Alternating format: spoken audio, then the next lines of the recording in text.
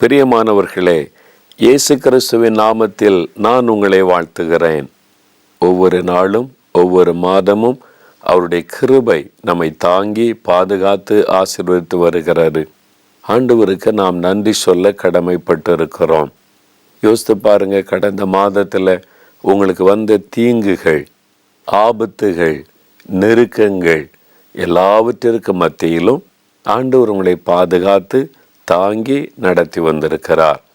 ஒருவேளை கடந்த மாதத்தில் சில தீங்குகளை நீங்கள் சந்தித்திருக்கலாம்.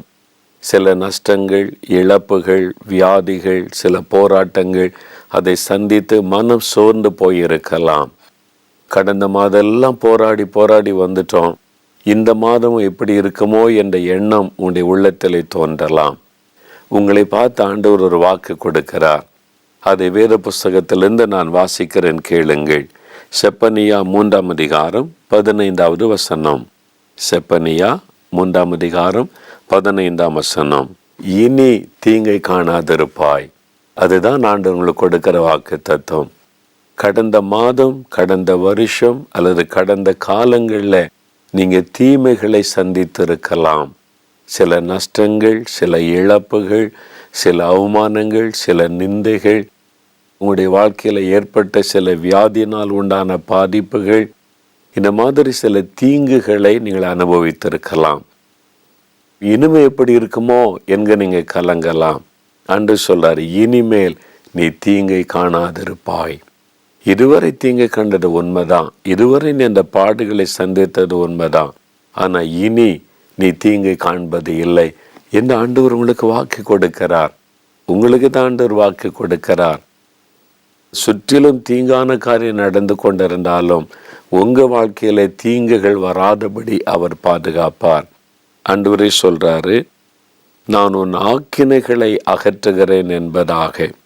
அது மாத்திரம் இல்லை, கர்த்தர் உன் நடுவில் இருக்கிறார், அதனால நீ தீங்கை காண்பதில்லை. ஆண்டவர் உன் கூட இருக்கிறதுனால நீ தீங்கை காண்பது இல்லை. ஆண்டவர் உங்க கூட இருக்கிறாரா? உங்கள் வீட்டில் இருக்கிறாரா? சோதிச்சு பாருங்க. இயேசுவை உங்களுடைய உள்ளத்துக்கு வாங்க நீ கூப்பிட்டு ஏற்றுக்கொண்டீங்களா? எங்கள் வீட்டுக்கு வாங்கப்பா அப்படின்னு இயேசுவை கூப்பிட்டீங்களா? அவர் நீங்கள் கூப்பிட்டா தான் வருவார், உங்கள் கூடவே இருப்பார், உங்கள் நடுவில் அவர் இருப்பார்.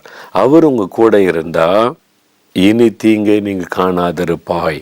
அதான் ஆண்டவர் வாக்கு கொடுக்கிறார். நான் உன் கூட இருக்கிறேன், இனிமேல் நீ தீங்கை காண்பது இல்லை. அதான் தேவனுடைய வாக்கு தத்துவம். அப்போ இதுவரை நீங்கள் கடந்து வந்த பாதையில் சில தீங்குகளை, போராட்டங்களை சந்தித்திருக்கலாம். ஆனால் இனி வருகிற நாட்கள் அப்படி இருக்க போவதில்லை.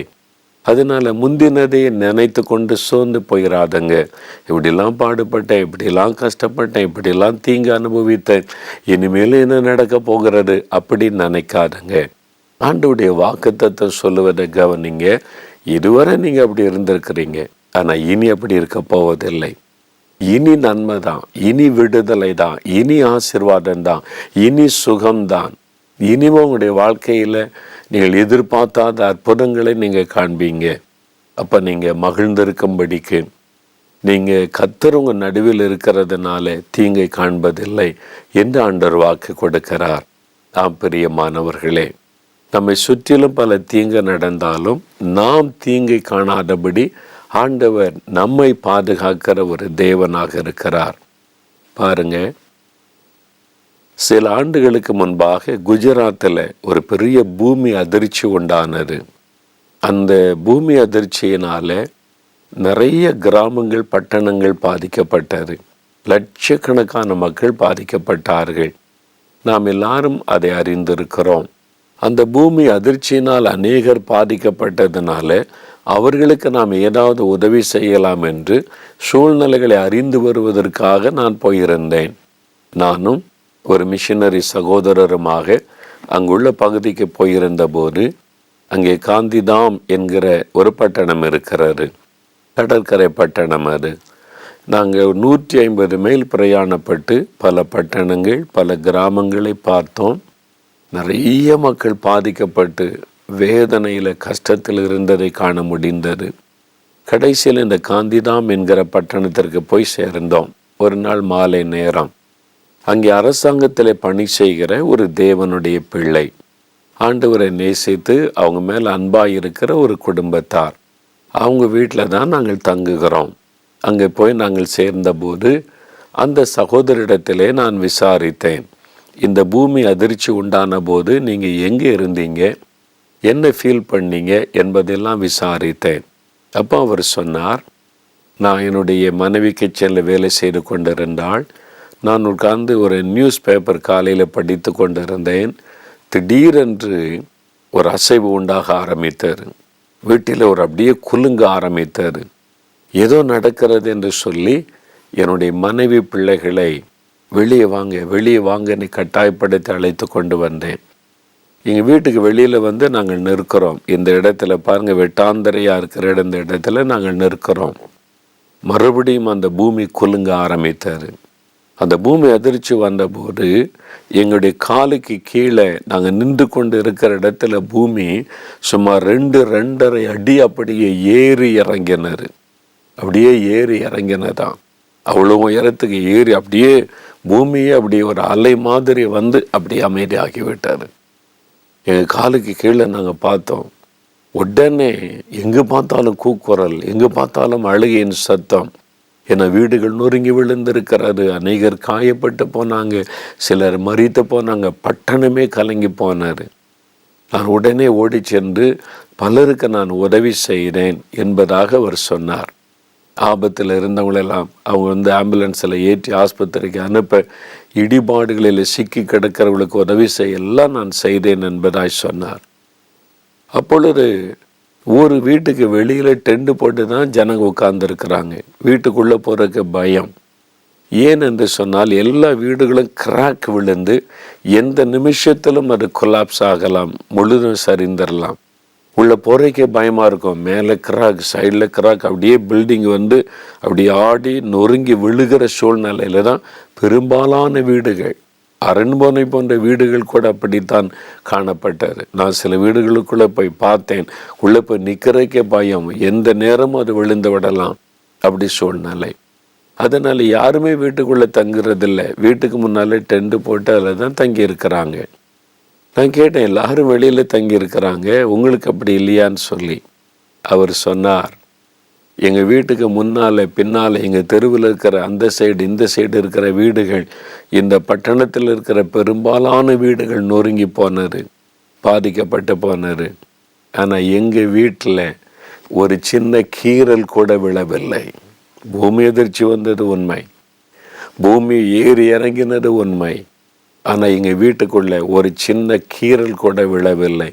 நீங்கள் பாருங்கள், நாங்கள் தான் வீட்டுக்குள்ளே தூங்குகிறோம் என்பதாய் சொன்னார். நான் போய் அந்த ரூமெல்லாம் சுற்றி பார்த்தேன். எங்கள் வீட்டில் எல்லா இடமும் சுற்றி பார்த்தேன். ஒரு சின்ன கீறல் கூட, கிராக்கு கூட இல்லை.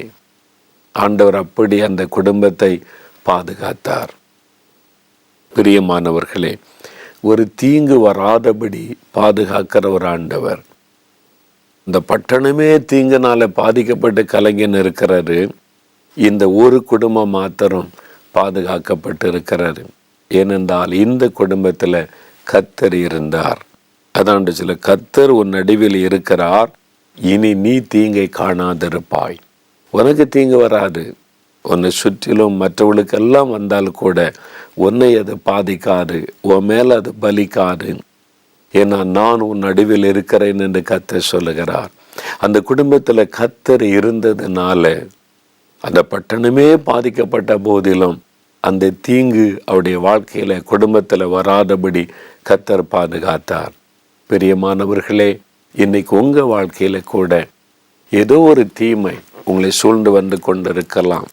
என்ன செய்கிறது, எப்படி செய்கிறது என்று கலங்கலாம். மனிதரால் அல்லது அதிகாரத்தில் இருக்கிற யாரோ ஒருவரால் அல்லது நீங்கள் எதிர்பாராத இடத்திலிருந்து உங்களுக்கு தீங்குகள், உங்களுக்கு தீங்கு செய்யக்கூடிய மனிதர்கள் எழும்பி இருக்கலாம். உங்களுக்குள்ள ஒரு பயம் கலக்கம் கூட உண்டாயிருக்கலாம். ஆண்டவர் சொல்லுகிறார், நீ பயப்படாத, நீ தீங்கு காண மாட்ட, என்ன நான் உன் நடுவில் இருக்கிறேன் என்று ஆண்டவர் உங்களை பார்த்து சொல்லுகிறார். இயேசு நம்ம கூட இருப்பது எவ்வளவு பெரிய பாக்கியம். மனம் திறந்து சொல்லுங்க, இயேசுவே என் கூட இருக்கிறதற்காக ஸ்தோத்திரம், என்னோடு கூட எங்கள் வீட்டில் நீங்கள் இருக்கிறதற்காக ஸ்தோத்திரம்னு சொல்லி மனம் திறந்து அவரை துதிங்க. நான் இனி தீங்கை காண மாட்டேன். இருவர் சில தீமைகளை கண்டேன், நஷ்டங்கள், இழப்புகள், வியாதிகள், போராட்டங்களை நான் கண்டேன். ஆனால் இனி நான் தீங்கை காண்பது இல்லை. உம்முடைய வாக்கு தத்தத்தை நான் விசுவாசிக்கிறேன். இனி நான் தீங்கை காணப்போவதில்லை என்று தைரியமாக சொல்லுங்க. உடைய விசுவாசத்தை அறிக்கையிடுங்க. எந்த தீங்கும் உங்களை சேதப்படுத்தாது. இனி நீங்கள் தீங்கை காணாதிருப்பீர்கள். ஆண்டவருடைய வாக்கு தத்தத்தின்படி எல்லாம் புதிதாக மாறும். அந்த ஆசீர்வாதத்தை நீங்கள் காண்பீர்கள். இப்பொழுது நாம் ஜெபிக்கலாமா? இயேசுவை நோக்கி, இனி நான் தீங்கை காண மாட்டேன். ஆண்டவரே, நீர் என் கூட இருக்கிறேன்னு விசுவாசத்தோடு ஜெபிக்க போகிறோம். காரணம் என்ன தெரியுமா? உங்களுக்காக எனக்காக சிலுவையிலே தன்னை பலியாய் கொடுத்தார். எனக்கு பிரியமானவர்களே, நமக்கு மீது வர வேண்டிய தீமைகளை தன் மீது அவர் ஏற்றுக்கொண்டார். பாவத்தினால், சாபத்தினால், பிசாசினால், உலகத்தினால் உண்டாகிற தீமைகள், நம்மை கரைப்படுத்துகிற காரியம், நம்மை சேதப்படுத்துகிற காரியம், நமக்கு பாதிப்பை உண்டாக்குகிற காரியம் இந்த உலகத்தில் இருக்கிறது.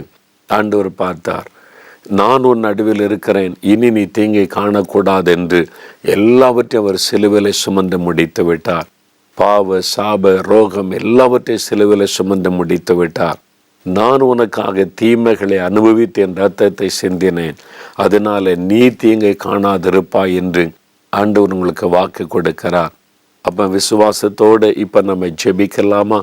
என் கூட சேர்ந்து ஜெபிப்பீங்களா? நீங்கள் தீங்கை காணாதபடி நன்மை காணும்படி உங்களுக்காக நான் ஜெபிக்க போகிறேன். நாம் ஜெபிக்கலாம். தகப்பனே, இந்த வார்த்தைகளை கேட்டு என்னோடு இணைந்து ஜெபிக்கிற இந்த குடும்பத்திற்காக, இந்த சகோதர சகோதரிகளுக்காக, பிள்ளைகளுக்காக, வயதான பெற்றோருக்காக ஜெபிக்கிறேன். அப்பா, இனி நீ தீங்கை காணாதிருப்பாய் என்று வாக்கு கொடுத்திருக்கிறேன். அந்த வாக்கு தத்தத்தை நாங்கள் விசுவாசிக்கிறோம். அந்த வாக்கு தத்தத்தை எங்களுக்கு உரிமையாக்கி கொள்ளுகிறோம். தகப்பனை, இனி தீங்கை காணாதிருப்பாய். கர்த்தராகிய தேவன் உன் நடுவில் இருக்கிறார் என்று வாக்கு கொடுத்து விட்டீர். நீர் எங்களோடு, எங்கள் வீட்டில், எங்கள் மத்தியில் தங்கி இருக்கிறதற்காக ஸ்தோத்திரம். எங்கள் வீட்டில் நீர் உலாவி கொண்டிருக்கிறதற்காக ஸ்தோத்திரம். என்னோடு இணைந்து ஜெபிக்கிற இந்த பிள்ளைகள், அவருடைய வீடு, அவருடைய குடும்பத்திற்கு நடுவில் நீர் உலாவி கொண்டிருக்கிறதற்காக ஸ்தோத்திரம்.